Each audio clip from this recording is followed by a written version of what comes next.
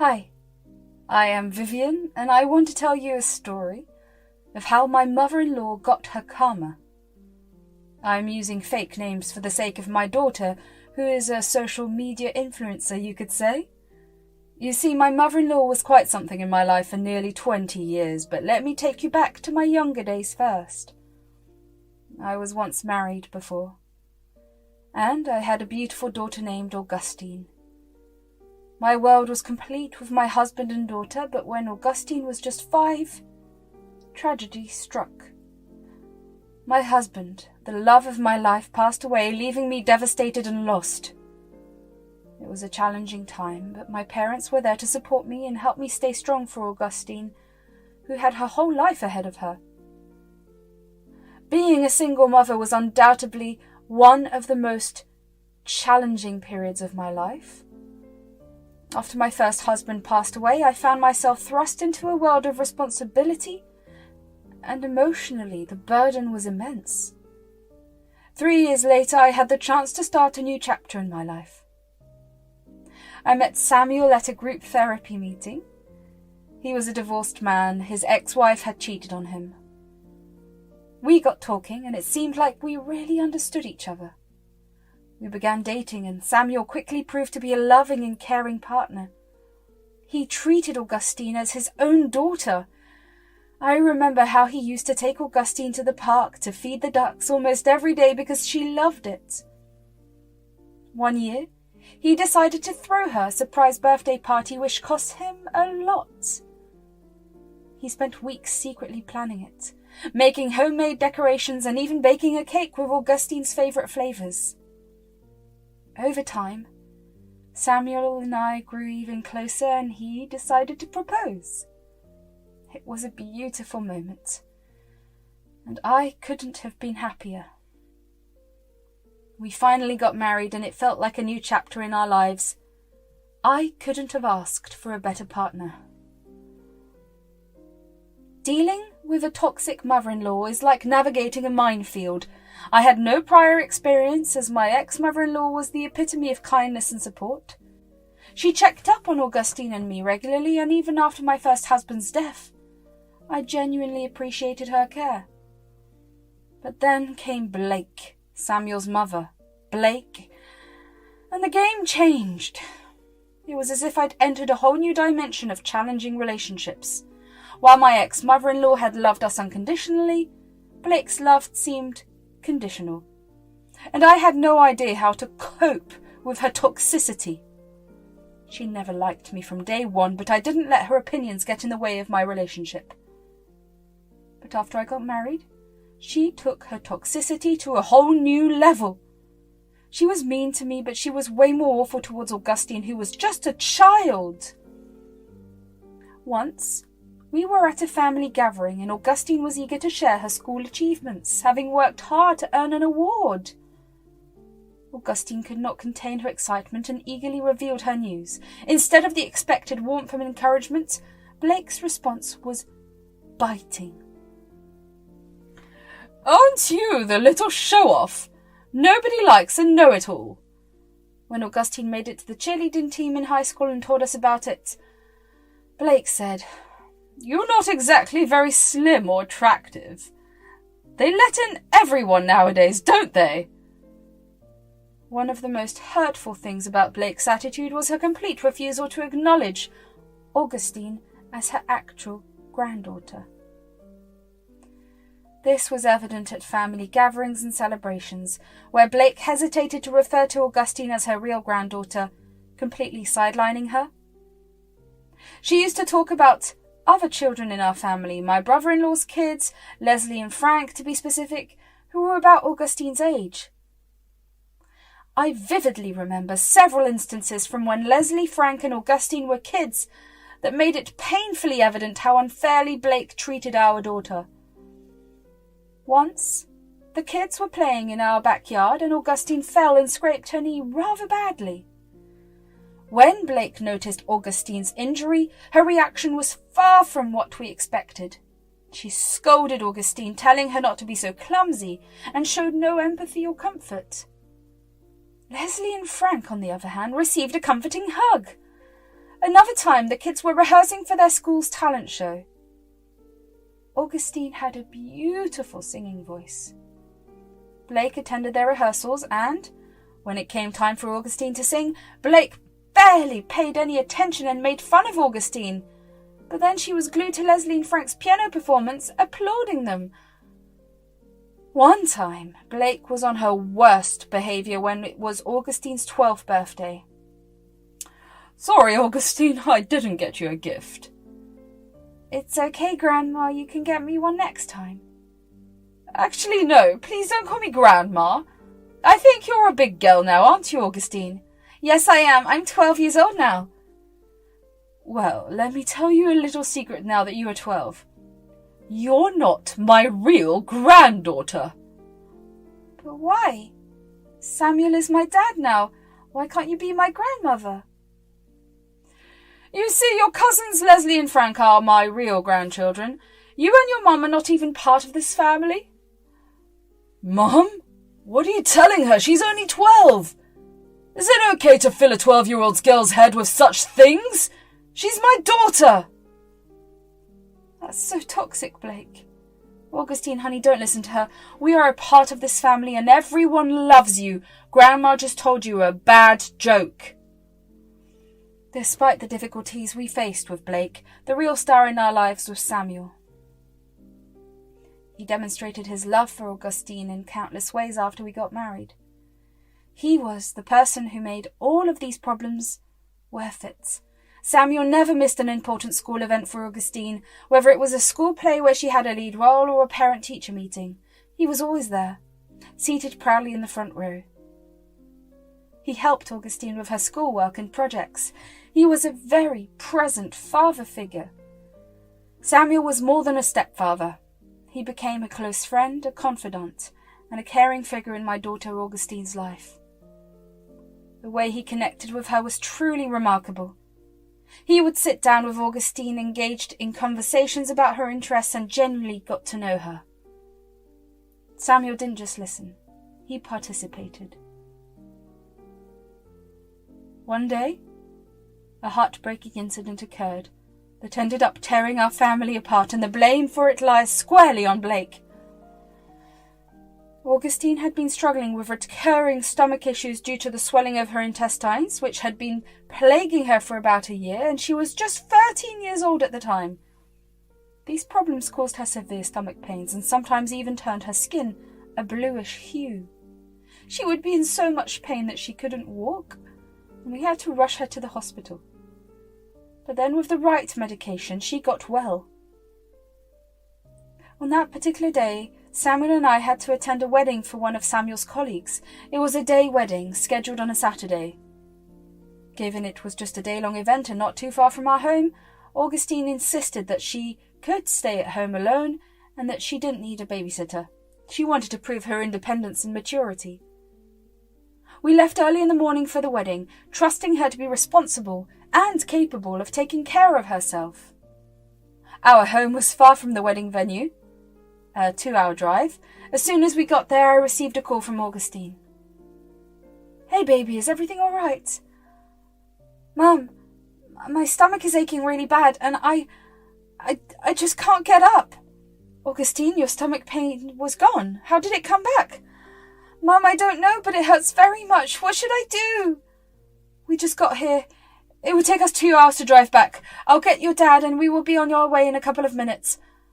How about I call Grandma for you? She can come over and take you to the hospital." "Sure, please tell her to come soon. It hurts really bad." I informed Samuel and we got into the car. I called Blake. "Hey, Blake."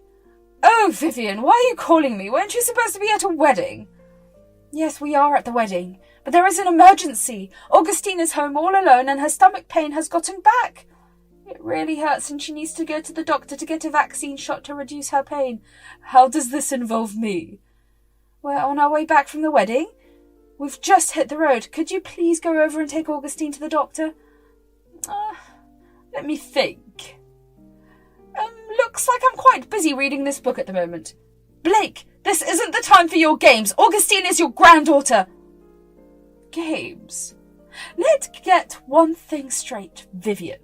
Augustine isn't my biological granddaughter. She's not my son's child. She comes from another man, so I don't see a point in taking her to the hospital. She is not my family. Are you being serious? What kind of person are you? She's in pain. Could you please go for her sake, not as her grandmother, but as a human being? She needs you. I've said what I meant. She's not my true granddaughter, and I can't help her. She'll have to manage this on her own. You and your daughter can handle your own issues. Goodbye. Blake hung up on me. So, is Mum going? No. She said no. How can she do this to a child? I can't believe her. We'll deal with her later, but what now? Let me give a call to Emily and see if she can take Augustine to the hospital. I called my friend Emily, and thankfully she agreed and reassured me, and she was on her way to our house. I called Augustine to check up on her and let her know Emily was going to take her to the hospital. I called my daughter up, but no answer. I called her multiple times, but still no answer. I was scared to death. I think we should call 911. Emily is going to take a while to get there. The ambulance got to our place in a hurry, and the paramedics rushed inside. They found her in agony, and without wasting a moment, they got her to the hospital. Augustine was lying in a tiny hospital bed, out cold. The doctors administered pain relief, but the agony had knocked her out. Samuel and I kept a vigil by her side, hoping for her to wake up. It was a relief that she was stable, but the pain had left her unconscious for the time being. Enough is enough. What happened today? I can't let it slide. My mother crossed a line, Vivian. I think it's time to cut all ties with her. You're right. Augustine's well-being is the top priority. I won't stand in your way if you decide to keep a connection with your mother, but for me and Augustine it might be best if we keep our distance. No, she's been acting immaturely, creating drama out of nowhere. Regardless of whether Augustine shares her blood, I love her and treat her as my own daughter. My mother should do the same. We're going no contact with her. I'm with you on this. Let's move forward without her. It has been a little over 10 years since that incident now. We totally cut off Blake from our lives. When she realised we didn't want her in our lives anymore, she came over and lashed out at me and Samuel. Samuel! Do you really think I've not noticed how you are distancing yourself from me? Do you honestly believe this is all my fault? I accepted your choice to marry a widow, but she brought her child, a child from another man. I'm sorry, but I can't accept her as my grandchild. I didn't take her to the hospital because she's not a part of my family, and I don't want to help her. When your father passed away, I didn't move on to another man and relied on him to raise you and your brother, right? Mum, why are you being so immature about this?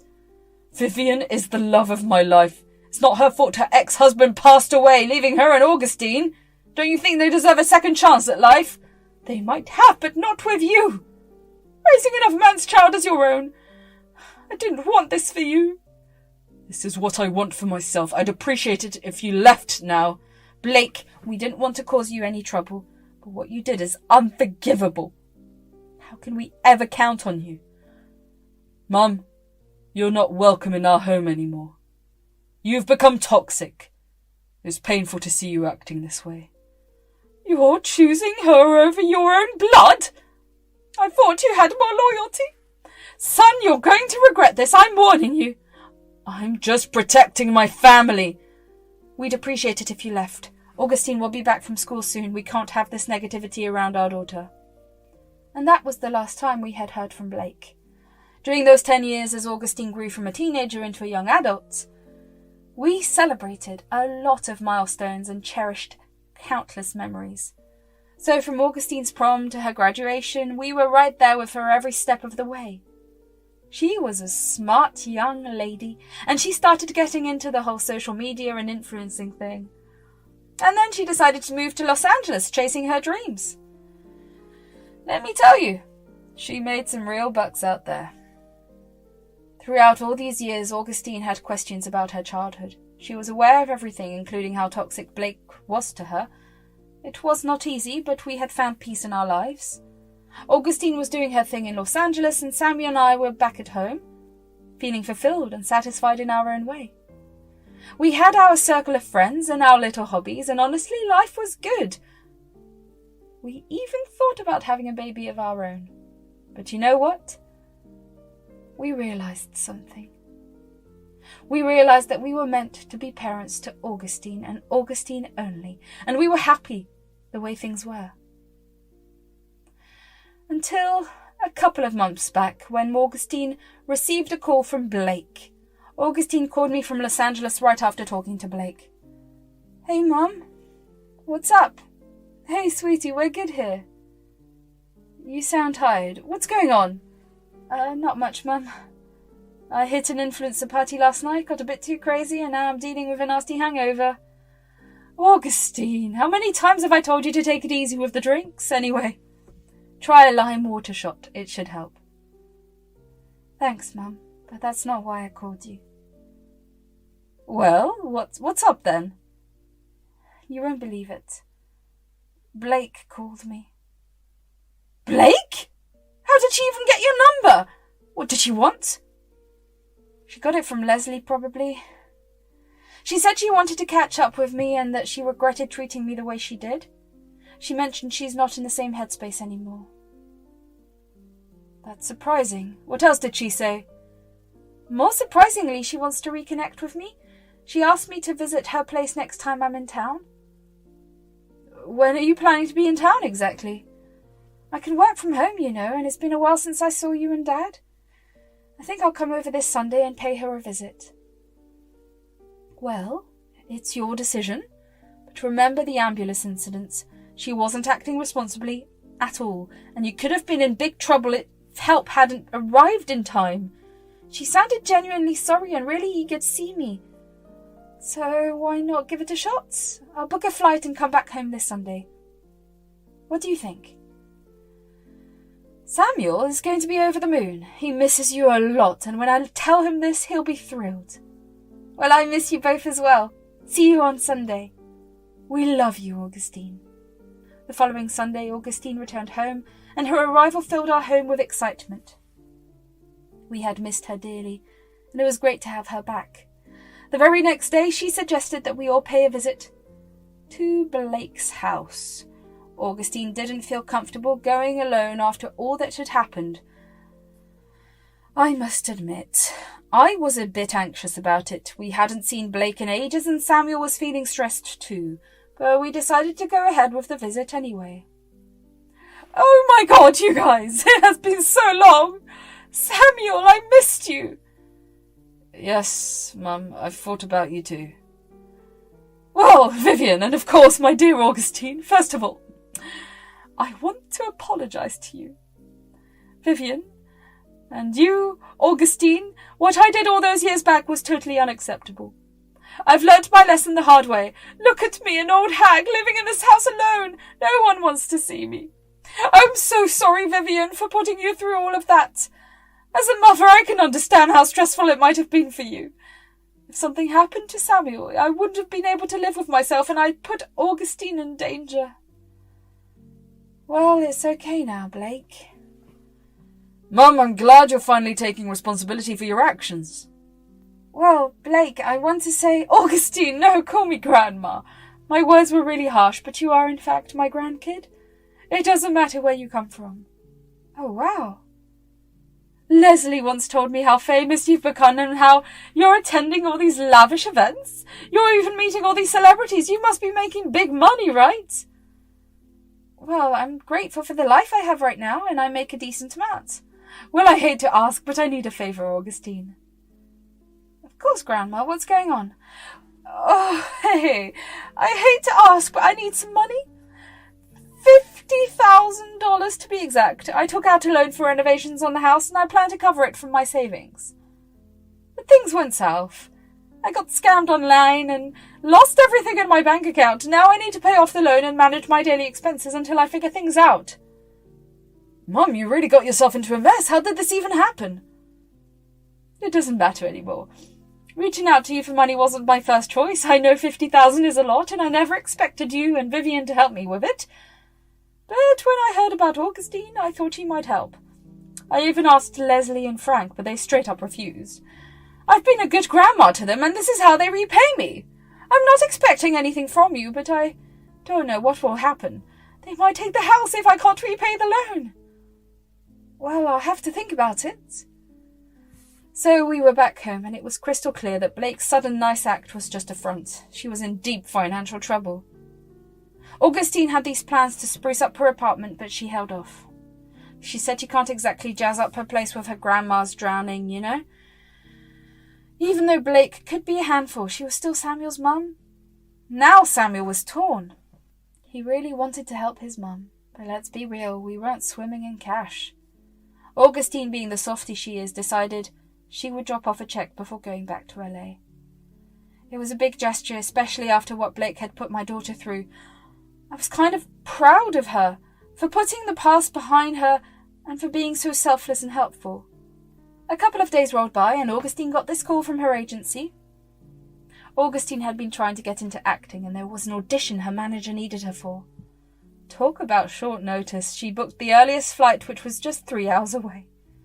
Now Augustine, always on the go, was scrambling to pack her bags and get ready. Before heading out, she handed me this cheque, a hefty $50,000, and said, "Mom, please give this to Blake. I know she's got her issues, but she's family." I drove her to the airport as Samuel was at work, and she rushed to catch that flight. Our goodbyes were kind of quick. Hugs, a few words about taking care, and then she was off. On the way back, I decided to make a stop at Blake's and give her the cheque Augustine had left for her. I drove to her house, and wouldn't you know, the doorbell was acting up again. After a few minutes of waiting, I gave the door a couple of knocks. No answer. That's when I heard voices in the backyard. Curiosity got the best of me, so I sneaked around. As I hid behind a corner, I couldn't help but eavesdrop on Blake's conversation. "You need to trust me on this. The Leslie and Frank situation was disappointing, I know. Those two are utterly useless. This wasn't just about a little white lie for some cash. It was a test and they failed big time. It showed me their true colours. Augustine, though, perfect pawn. That girl is just like her mother, too forgiving and trusting. Once that money's in my hands, this place is getting sold. Combine it with Augustine's little contribution and voila! We're upgrading to a fancy villa just for us. It's all coming together." I couldn't believe the words coming out of Blake's mouth, and I decided to jump in. "Seriously? You spun this whole drama just for money? Who are you even talking to?" "Well, there's this guy, Griffin." "Griffin? Who's Griffin?" "Someone I met." "And you lied to us about losing your house? About being scammed? Just so you could buy a villa with some guy you were seeing? I can't believe we fell for this. Augustine gave you a second chance and you took advantage of her good heart. You don't get it. I need an upgrade too. You guys are out there having fun and no one cares about me. Leslie and Frank, my real grandkids, turned me down when I asked for help. Even after lying that I had no money, they refused. I had to do this for myself. It's easy for you to judge from your position. I had limited options, and this seemed like the best way to secure a stable future. Well, guess what? I came here to drop off this $50,000 cheque that Augustine wrote for you, but you don't deserve it. I took the cheque out of my purse and tore it into two. Blake started crying. How could you tear my dreams apart just like that? That cheque was meant for me, not you. I had Augustine right where I wanted her to be, and the plan was in motion. You ruined this for me! I told the details of this whole web of lies to Samuel and Augustine. Augustine said I did the right thing by tearing the cheque into two in front of Blake. We were shocked at the depth of her selfishness. We still can't believe we bought her whole lie, but thankfully she was not able to get what she wanted. And with that, we closed the chapter on Blake. No more drama. No more playing into her schemes. Some folks just don't evolve. They get more self-centered with time. Blake had a chance to change, but she just took the low road.